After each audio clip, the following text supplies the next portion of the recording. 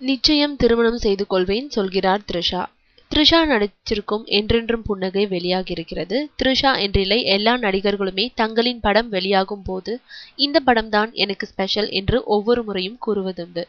த்ரிஷாவும் அப்படித்தான் கூறுகிறார். நான் நடித்த எல்லா படங்களுமே எனக்கு முக்கியம்தான், ஆனால் என்றென்றும் புன்னகை மட்டும் கொஞ்சம் ஸ்பெஷல் என்று தெரிவித்தார். பெரிய காரணம் ஒன்றும் இல்லை, பக்கத்து வீட்டு பெண் போல் படத்தில் வருகிறாராம்.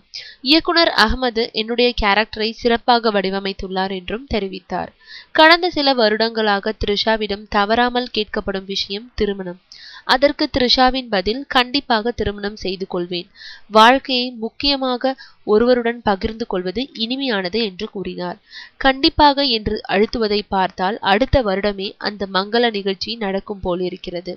மேலும் அந்த முக்கியமானவரை த்ரிஷா கண்டடைந்தது போலவும் தெரிகிறது.